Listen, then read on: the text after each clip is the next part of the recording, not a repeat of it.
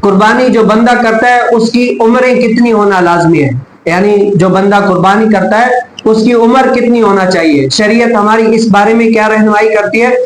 علماء فرماتے ہیں 3 قسم کے جانور ایسے ہیں جن کی قربانی ہوتی ہے، پہلا ہے اونٹ، دوسرا ہے گائے، تیسرا ہے بکرا۔ اب گائے میں بھینس وغیرہ بھی آ گئی اور بکرے میں دمبا اور بھیڑ وغیرہ یہ بھی شامل ہے۔ اب یہ 3 قسم کے ایسے جانور ہیں جن کے ذریعے سے بندے کیا ہے قربانی کرتے ہیں۔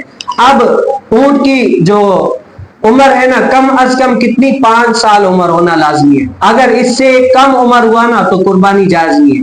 اور جو گائے ہے اس کی عمر کم از کم کیا ہے 2 سال ہونا لازمی ہے، اگر 2 سال سے کم ہے نا تو اس کی قربانی نہیں ہوگی۔ اور اگر بکرا یا بکری ہے تو اس کی کم از کم 1 سال عمر ہونا لازمی ہے، اگر اس سے کم ہوا تو تب بھی اس کی قربانی جائز نہیں ہے۔ اور علماء فرماتے ہیں جو دمبا ہوتا ہے نا، اتنا فربا ہو، اتنا موٹا تازہ ہو، 6 ماہ کا ہو لیکن دیکھنے میں 1 سال کا نظر آ رہا ہو تو اس کی بھی قربانی کیا ہے ہو جاتی ہے ان شرائط کا۔ اور اگر اس سے بڑھ کر عمر زیادہ ہے، فربا ہے، بہت موٹا تازہ ہے، اگر ان شرائط کا حامل ہے نا تو ان کی قربانی ہو جائے گی۔ بہت سارے ایسے لوگ ہوتے ہیں کہ کم عمر کے جانور لے کر وہ قربانی کر دیتے ہیں، اپنے من میں یہ سوچ رہے ہوتے ہیں کہ بھئی ہماری قربانی ہو گئی، اللہ تعالیٰ نے ہماری قبول مقبول فرما لی، لیکن کیا ہے ان کی اس معنوں میں یہ کیا ہے قربانی نہیں ہوتی۔